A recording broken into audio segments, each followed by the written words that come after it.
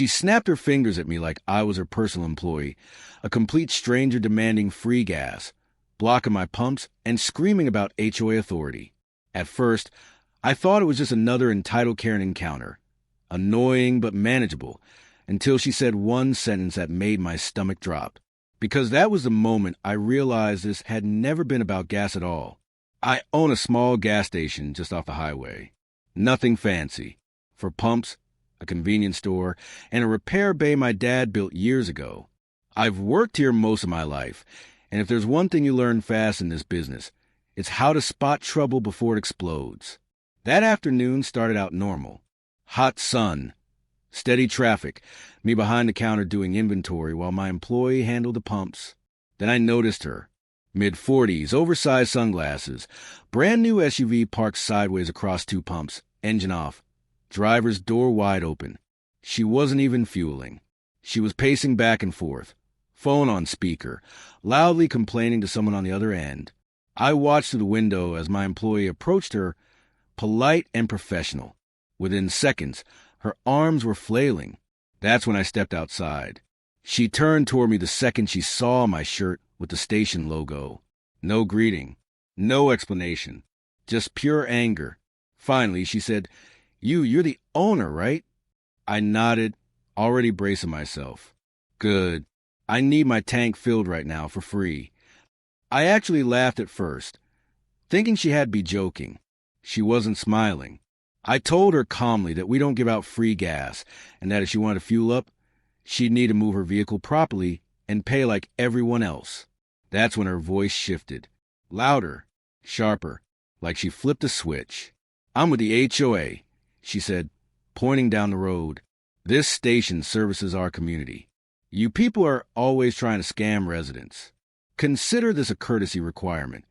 None of that made sense. We weren't in an HOA-controlled area. This was a public highway gas station. I explained that slowly and carefully. Big mistake. She stepped closer, invading my space, jabbing her finger toward my chest. "Don't argue with me. I can shut this place down. I've done it before." Customers were staring now. Cars were waiting. Pumps were blocked. My employee looked nervous. I told her she could either move her SUV and pay, or leave the property. That's when she dropped a line that shocked me. "Fill my tank," she hissed, "or I'll call the cops and tell them you're harassing an HOA officer." That's when I knew this wasn't just entitlement. It was a threat. I took a breath and told her she was free to call whoever she wanted, but until then, she needed to leave. Instead, she smirked and dialed, lifting the phone to her ear while maintaining eye contact with me like she'd already won. What she didn't know, what she couldn't possibly know, was that the moment police got involved, things were about to go very differently than she expected. She stayed right there, leaning against her SUV, smiling like she'd already written the ending herself. I could hear her voice clearly as she spoke on the phone, loud enough for the entire forecourt to hear. "Yes. Hello. I'm at a gas station being harassed by the owner. He's refusing service and threatening me. I'm an HOA officer, and this is completely unacceptable." I didn't interrupt. I didn't argue. I just folded my arms and waited. That seemed to irritate her more than anything else. She ended the call and looked around, sighing dramatically for the small crowd that had gathered. "You know," she said loudly, "this is what happens when small businesses think rules don't apply to them." One customer shook his head and got back into his car. Another quietly pulled out his phone and started recording. I noticed that and felt a knot form in my chest. Not fear, but awareness. From this moment on, everything mattered. 5 minutes passed. Then 10. She used the time to escalate. She walked into the store without permission, slammed her hands on the counter, and announced she was documenting violations. She started opening cabinets behind the register, peering into areas clearly marked employees only. When I told her to stop, she accused me of intimidation.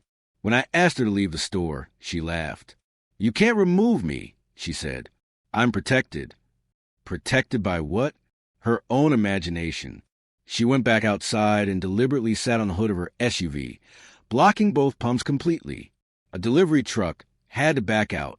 My employee whispered that Maybe we should just give her the gas to make it go away. That hurt more than her yelling. I've dealt with rude customers before. I've comped coffee. I let small things slide. But this wasn't about money anymore. This was about someone who believed they could bully their way into control.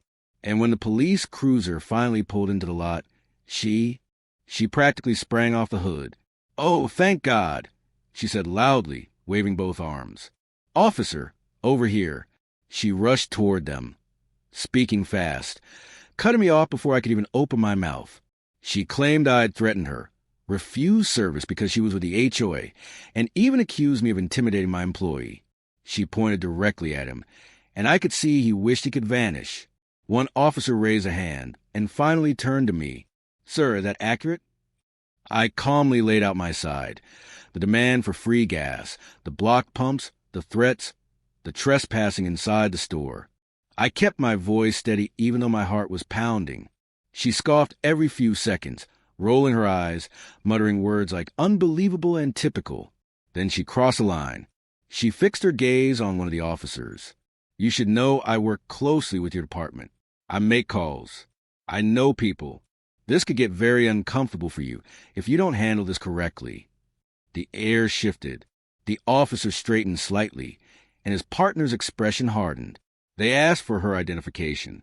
She hesitated for half a second, then handed over a laminated card. At first glance, it looked official, but I could tell immediately something was wrong. The font was off, the seal crooked. The officer studied it longer than necessary. "Ma'am, this isn't a valid HOA credential." Her confidence faltered for the first time. "It's new," she snapped. "We just updated them." That's when the officer asked a question that made her pale. "Which HOA?" She opened her mouth, and nothing came out. No name, no number, just silence. The officer remained calm, patient, the kind of quiet that makes lies feel heavy. She laughed nervously and waved her hand. "It's local. You wouldn't know it." That was the moment her performance collapsed.